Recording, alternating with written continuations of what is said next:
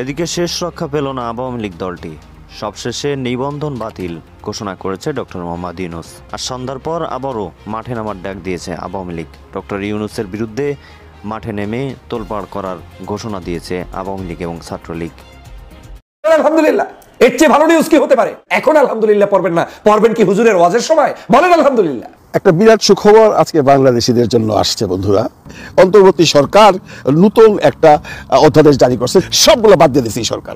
বাদ দেওয়া সরকার শুধু দুইটা ব্যাপারে। ওই দিন যারা বিজয় ছিনিয়ে নিয়ে এসে তারাই আজ এখানে এসেছে। বিজয় ছিনিয়ে না নিয়ে এখান থেকে দেশের জনগণ ফিরে যাবে না, যাবে না।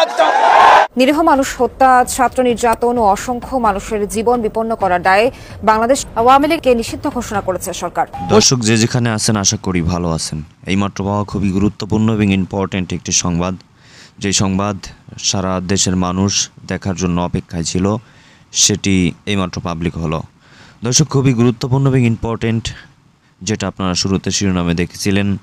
আওয়ামী লীগ নিষিদ্ধের পথে, নিষিদ্ধ না করেই বা ডক্টর ইউনূস যাবে কোথায়? যেহেতু আবারও শিক্ষার্থীরা মাঠে নেমেছে, রীতিমতো আবারও হাসনাত আবদুল্লাহ সহ এনসিপি নেতার সকল নেতৃবৃন্দ সহ বাংলাদেশের আরও 29টি রাজনৈতিক ছোট বড় দল, তারা কিন্তু মাঠে এসে আবারও ডক্টর ইউনূসকে হুঁশিয়ারি বার্তা জানিয়ে দিয়েছেন এবং বলেছেন যে আওয়ামী লীগকে নিষিদ্ধ না করলে আপনাদেরই কিন্তু যে কোনো সময় নিষিদ্ধের ডাক বা এক দফা দাবির ডাক দিয়ে আপনাদের ক্ষমতা থেকে নামিয়ে দেওয়া হবে।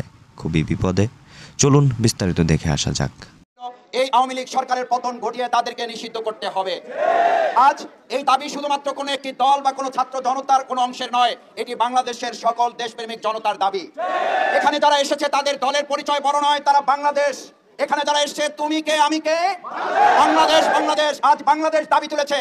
বাংলাদেশ যখন দাবি তুলেছিল আওয়ামী লীগের পতন হতে হবে, আওয়ামী লীগের পতন শুধু হয় নাই, আওয়ামী লীগ গোষ্ঠী শুদ্ধ দেশ ছেড়ে পালিয়েছে। সেই পালানোর ধারাবাহিকতায় গতকালকে এবং তার আগের দিন পালানোর ধারাবাহিকতা তারা অব্যাহত রেখেছে। আমরা অত্যন্ত বিস্ময়ের সাথে লক্ষ্য করছি এই পালানোর সাথে তারা একটা অংশ সহযোগিতা করছে। আর আজ এখানে যখন আওয়ামী লীগ নিষিদ্ধের দাবি উঠেছে, কেউ কেউ এই গণতান্ত্রিক আন্দোলনকে দমিয়ে দেওয়ার জন্য ডানে বামে থেকে এখনো আমাদেরকে আটকে দেওয়ার অপচেষ্টা চালাচ্ছেন। এটা ভালো লক্ষণ নয়, এটা ভালো লক্ষণ নয়। আপনাদের মনে থাকা উচিত, জুলাই আগস্টে আপনাদের গুলি এবং বন্দুককে উপেক্ষা করে এই ছাত্র জনতা বিজয় ছিনিয়ে নিয়ে এসেছে। ওই দিন যারা বিজয় ছিনিয়ে নিয়ে এসে তারাই আজ এখানে এসেছে। বিজয় ছিনিয়ে না নিয়ে এখান থেকে দেশের জনগণ ফিরে যাবে না, যাবে না। আজ এখানে রাজনৈতিক দলের নেতা হিসাবে বাংলাদেশ জামাত ইসলামী আসে নাই। আমরা এসেছি এদেশের 18 কোটি জনগণের সকলের ঐক্যমতের ভিত্তিতে আমরা বাংলাদেশ আওয়ামী লীগের মতো গণহত্যাকারী একটা সংগঠনকে অতি সত্বর নিষিদ্ধ ঘোষণা করে এই ছাত্র জনতাকে নির্বিঘ্নে তার যার যার জায়গায় ফিরে যাওয়ার সুযোগ করে দিতে হবে। আমি খুব বিস্মিত হই, আমাদের কেউ কেউ বলেন এটি খুব স্পর্শকাতর জায়গা। আমি আমার ভাই বোনদের কাছে জিজ্ঞেস করতে চাই, এই যমুনার জায়গাটি যেমন স্পর্শকাতর, আমাদের বাংলাদেশের প্রত্যেকটি নাগরিককে স্পর্শকাতর না তারা স্বাভাবিক জীবন? প্রত্যেকটি মানুষ স্পর্শকাতর। মানুষের জীবনকে অনিরাপদ করে শুধু একটা ভবনকে নিরাপদ করা যথাযথ নয়। এজন্য অন্তর্বর্তীকালীন সরকার তৈরি করা হয় নাই। এটা ফ্যাসিস্ট সরকারের দায়িত্ব ছিল কোন একটা ভবন পাহারা দিয়ে গোটা দেশকে অনিরাপদ করে ফেলা। আজ আমরা পরিষ্কার একটা কথা বলতে চাই, এটা জনগণের দাবি। জনগণের দাবির প্রেক্ষিতে আমরা আশা করব বর্তমান অন্তর্বর্তীকালীন সরকারকে যে ছাত্র জনতায় ক্ষমতায় বসিয়েছে, সেই ছাত্র জনতার দাবি তুলেছে অবশ্যই আওয়ামী লীগকে নিষিদ্ধ করতে হবে। আমরা আজকে দুপুর পার করতে চাই না, তার আগে সকল রাজনৈতিক দলমত নির্বিশেষে ডেকে অবিলম্বে আওয়ামী লীগকে নিষিদ্ধ ঘোষণা করতে হবে। ভাই এবং বন্ধুগণ, আমার সম্মানিত শ্রমিক ছাত্র জনতা ভাই বোনেরা, আজ এখানে আমাদের ছোট বাচ্চারা আবার নেমে এসেছে।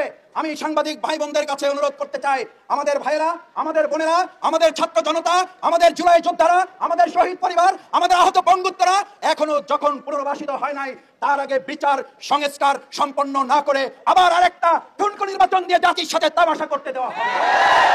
কারণ এরকম নির্বাচন আমাদের অবশ্যই প্রয়োজন, কিন্তু বিচার এবং সংস্কার ছাড়া জাতির প্রত্যাশিত নির্বাচন বাস্তবায়ন অসম্ভব। এই জন্য আমরা দাবি জানাতে চাই, অবশ্যই দ্রুত সময়ের মধ্যে ছাত্র জনতার এই দাবিকে সামনে রেখে আওয়ামী লীগকে নিষিদ্ধ করে বাংলাদেশের জনগণের দাবি বাস্তবায়ন করবেন। মাঝখানে যুবলীগ, স্বেচ্ছাসেবক লীগ আর এই সমস্ত ডালপালা কাটার ষড়যন্ত্র করে আমাদের এই ছাত্র জনতাকে আর ঘরে ফিরিয়ে দিতে পারবেন না।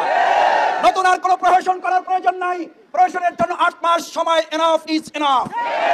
পরিষ্কার বলে যাই, আমরা ছাত্র জনতা যেখানে নেমেছি পরিষ্কার বাস্তবায়নের জন্য আওয়ামী লীগকে নিষিদ্ধই হচ্ছে এখন দেশের মানুষের 1 নম্বর প্রধান এবং সবচেয়ে মূল লক্ষ্য। এই লক্ষ্য থেকে অন্য কোনো দিকে আমাদের ডাইভার্ট করা যাবে না। আব্দুল হামিদ তো প্রশাসনের সহযোগিতা গিয়েছে, আব্দুল হামিদ তো বঙ্গভবনের কলে গিয়েছে, আব্দুল হামিদ তো আপনাদের উপদেষ্টাদের ফোনে গিয়েছে, আব্দুল হামিদ তো আপনাদের সিদ্ধান্তের মাধ্যমে গিয়েছে। আপনি আবার বাংলাদেশে তদন্ত করে কার বিচার করবেন?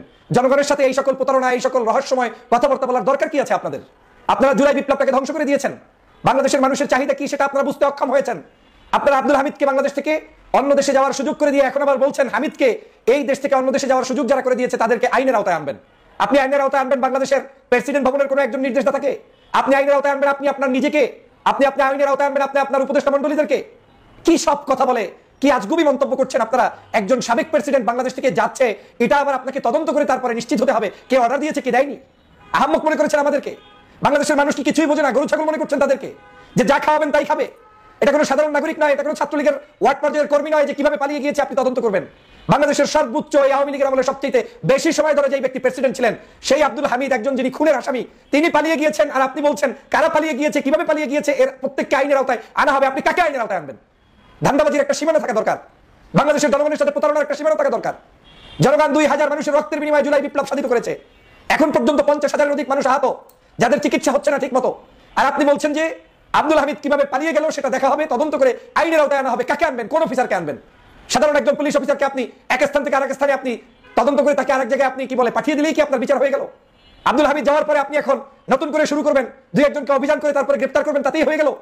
আমি আজকে সকালের ভিডিওতে বলেছিলাম যে আব্দুল হামিদকে পাঠানোর আগে আপনাদেরকে দেখা উচিত ছিল বাংলাদেশের যে মানুষগুলোর উপরে জুলুম হয়েছে, অত্যাচার হয়েছে, নির্যাতন হয়েছে, দেশনেত্রী বেগম খালেদা জিয়ার উপরে হয়েছে, জামাতের নেতৃবৃন্দের উপরে হয়েছে, চরমনের পীরের উপরে হয়েছে, বাংলাদেশের সমগ্র রাজনৈতিক দল একসাথে আওয়ামী লীগ সবার উপরে জুলুম হয়েছে।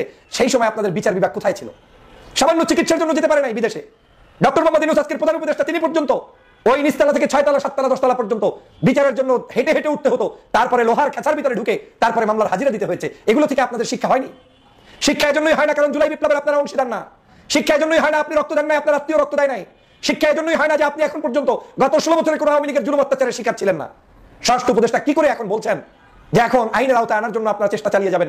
আপনার আইনের আওতায় এই দেশে যদি আনতে হয় তাহলে তো আপনার এই উপদেষ্টা পরিষদ, বঙ্গভবন থেকে শুরু করে সবাইকে আপনার আইনের আওতায় আনতে হবে। একজন রাষ্ট্রপতি চলে যাচ্ছে, আপনারা খবরও রাখেন না, আপনি জানেনও না, জানবেন কি? আপনারাই তো এটা করে দিয়েছেন। আপনার অনুমতি ছাড়া, স্বরাষ্ট্রমন্ত্রী উপদেষ্টার অনুমতি ছাড়া, আইন উপদেষ্টার অনুমতি ছাড়া, একজন বঙ্গভবনের অনুমতি ছাড়া এরকম একজন রাষ্ট্রপতি তিনি যেতে পারেন? একজন রাষ্ট্রপতি তিনি চিকিৎসা নিতে গেলে পর্যন্ত, বাসায় থাকলে পর্যন্ত তার সমগ্র তথ্য এই রাষ্ট্রের প্রত্যেকের কাছে আছে। তিনি মৃত্যুর আগ পর্যন্ত আপনাদের হাই সিকিউরিটির ভিতরে আছে। তো যেই লোকটি সিকিউরিটির মধ্যে 24 ঘন্টা চলাফেরা করছে তাকে আপনার এয়ারপোর্ট থেকে বিদায় দিচ্ছেন আর বলছেন আমরা কারা বিদায় দিয়েছে জানি না, তাদেরকে বিচারের আওতায় আনবেন। এই সকল তামাশা বন্ধ করা উচিত, এই সকল ধৃষ্টতাপূর্ণ আচরণ বন্ধ করা উচিত। দর্শক, ঢাকার রাজপথ যখন কাঁপাচ্ছে এনসিপি, তাদের ডাকে বেশ কিছু ছোট ছোট দল সাড়া দিয়েছে। এমনকি জামাত ইসলামকেও আমরা সাড়া দিতে দেখেছি, জামাত শিবির সাড়া দিয়েছে। আওয়ামী লীগ নিষিদ্ধের দাবিতে তারা যখন বিভিন্ন কর্মসূচি পালন করছে, রীতিমতো সরকারকে আলটিমেটাম দিয়েছে যে তারা শাহবাগ ছাড়বে না, যদি আওয়ামী লীগ নিষিদ্ধ করা না হয় শাহবাগেই বসে থাকবে। সেরকম পরিস্থিতিতে একটি খবর চাঞ্চল্যের সৃষ্টি করেছে। এনসিপির এক নেতার বিরুদ্ধে হত্যা মামলা দায়ের করা হয়েছে। সাথে এবি পার্টির যে এবি পার্টি এনসিপির এই আন্দোলনের সঙ্গেও রয়েছে, এবি পার্টির একজনের নামেও হত্যা মামলা করা হয়েছে। কেন এনসিপির নেতার নামে হত্যা মামলা করা হলো, কেন তিনি কাউকে হত্যা করলেন, সেই আলোচনাটা করে বোঝার চেষ্টা করব আদতে কি ঘটছে। যে খবরগুলো আসলে গণমাধ্যমে খুব একটা যে আসছে সেটা বলা যায় না, নীরবে নিভৃতেই হয়তো পাশ দিয়ে চলে যাচ্ছে, আমরা টেরও পাচ্ছি না। এনসিপি বিভিন্ন নেতারা বিভিন্ন বিতর্কে জড়িয়ে পড়ছেন, সেগুলো যখন টক অফ দ্য কান্ট্রি হয়ে যাচ্ছিল তখনই অভিযোগ রয়েছে, তখনই তাদের সেই সমালোচনার ব্যাপারটাকে ডাইভার্ট করতেই তারা যে কোনো মূল্যে আওয়ামী লীগকে নিষিদ্ধ করার ইস্যুতে গেছে, যেন এইটাতে মাঠ গরম হয়। তারা বিভিন্ন সমালোচনামূলক যে ব্যাপারগুলো চলছে সেগুলো থেকে একটু উতরাতে পারে। এটা রাজনৈতিক কৌশল, রাজনীতিবিদরা রাজনৈতিক কৌশল নেবে, সেটাই স্বাভাবিক। কিন্তু হত্যা মামলা কেন হলো এনসিপি নেতার বিরুদ্ধে, সেই আলোচনাটা করার চেষ্টা ইন্ডিয়া থাকবে, সেখান থেকেও আপনারা দেখে নিতে পারেন প্রজাপতির কার্যক্রম। চলে যাচ্ছি মূল ভিডিওতে। বলছিলাম এনসিপি নেতার বিরুদ্ধে হত্যা মামলা, সাথে এবি পার্টির নেতাও রয়েছে। এবি পার্টি এবং এনসিপি নেতা সহ 6 জনের বিরুদ্ধে একটা হত্যা মামলা হয়েছে কক্সবাজারে। কক্সবাজার সদরের খুরুশকুল কুলিয়াপাড়ায় আল্লাহওয়ালা হ্যাচারিতে আলী আকবর নামের এক যুবক খুনের ঘটনায় এনসিপি নেতা রায়ান কাশেম ও আমার বাংলাদেশ এবি পার্টির কেন্দ্রীয় ভাইস চেয়ারম্যান জাহাঙ্গীর কাশেম সহ 6 জনকে আসামি করা হয়েছে। এই রায়ান কাশেম এবং জাহাঙ্গীর কাশেম এই দুজন হচ্ছে পিতা পুত্র। মঙ্গলবার দিবাগত রাতে মামলাটি নথিভুক্ত করা হয়েছে বলে গণমাধ্যমে এসেছে। সমকাল এই খবরটি নিশ্চিত করেছে। আপনারা সমকালের এই নিউজের স্ক্রিনশটটা দেখে নিতে পারেন। সমকাল শিরোনামই দিয়েছে যে এনসিপি ও এবি পার্টির নেতাসহ 6 জনের বিরুদ্ধে হত্যা মামলা। এই থানার কক্সবাজার সদর মডেল থানার ভারপ্রাপ্ত কর্মকর্তা ওসি ইলিয়াস খান এটা নিশ্চিত করেছেন। নিহত আলী আকবরের স্ত্রী বাদী হয়ে এই মামলা দায়ের করেছেন। মামলার আসামিরা হলেন জাহাঙ্গীর কাশেম, যিনি এবি পার্টির নেতা, 60 বছর বয়স, তার ছেলে এবং জেলা এনসিপি নেতা, কক্সবাজার জেলার এনসিপি নেতা তিনি রায়ান কাশেম, 28 বছর, তাদের দুজনের নামে মামলা হয়েছে। আবুল কাশেমের ছেলে তানভীর কাশেমও রয়েছেন, 50 বছর বলছে, এটা বোধহয় বয়সটা ঠিক হয়নি। আল্লাহওয়ালা হ্যাচারির ম্যানেজার আনোয়ার রয়েছে, আলী আহমেদের ছেলে মোহাম্মদ হুসাইন রয়েছে এবং রেজাউল করিমের ছেলে মিজানুর রহমান ছাড়াও অজ্ঞাত পরিচয় 4-5 জনকে আসামি করা হয়েছে। পুলিশ হেফাজতে থাকা হ্যাচারি পরিচালক রায়ান কাশেমকে ফৌজদারি কার্যবিধির 54 ধারায় আদালতে সোপর্দও করা হয়েছে। কক্সবাজার সদর জ্যেষ্ঠ বিচারক হাকিম আক্তার জাভেদের আদালত থেকে তাকে কারাগারে পাঠানোর নির্দেশও দেওয়া হয়েছে। মিজান এবং হোসাইন নামের আরও 2 জনকে সোমবারে কারাগারে পাঠানো হয়। আসামিপক্ষের অ্যাডভোকেট জানিয়েছেন তারা এই ঘটনায় রায়ানের সম্পৃক্ততা না থাকার বিষয়ে নানা যুক্তি তুলে ধরেছেন, কিন্তু আদালত এই হত্যাকাণ্ডের ঘটনায় সন্দেহভাজন হিসেবে তাকে কারাগারে পাঠানোর নির্দেশ দিয়েছেন। এনসিপি নেতা রায়ানের কথা বলছি, তাকে আদালত কারাগারে পাঠিয়ে দিয়েছেন। তবে আদালত রায়ানকে সুচিকিৎসার জন্য কারা কর্তৃপক্ষকে নির্দেশ দিয়েছেন। রায়ান অসুস্থ এই অজুহাত দেখিয়েছে অ্যাডভোকেটরা, সেই অজুহাত দেখিয়ে তার জামিন চেয়েছে। সেই জামিন না দিয়ে আদালত বলেছে যদি অসুস্থ হয় তাহলে তার চিকিৎসা যেন জেলেই হয়। এই ঘটনায় কারাগারে থাকা রায়ান কাশেম জুলাই অভ্যুত্থানে বৈষম্য বিরোধী ছাত্র আন্দোলনের সমন্বয়ক। তিনি সম্প্রতি আত্মপ্রকাশ করা জাতীয় নাগরিক পার্টি এনসিপির জেলার নেতা হিসেবে কাজ করছেন। গত রোববার রাত 10টার দিকে খুরুশকুলের কুলিয়াপাড়া ও মাঝিরঘাট এলাকায় আল্লাহওয়ালা হ্যাচারি নামে ঘেরে আলী আকবর নামের ওই যুবককে হত্যার অভিযোগ ওঠে এবং রায়ান এই হত্যাটা করেছে, বাপ বেটা মিলে এই হত্যা করেছে তেমন অভিযোগ হয়েছে। নিহত আকবর আলী খুরুশকুলের কুলিয়াপাড়ার মৃত দানু মিয়ার ছেলে। এই যে রায়ান এবং তার পিতা দুজন, পিতা এবি পার্টির এবং ছেলে এনসিপির, বাপ বেটা 2 দলের এনসিপির নেতা, তার বিরুদ্ধে মামলা হলো এবং মামলায় তাকে কারাগারে প্রেরণ করা হলো।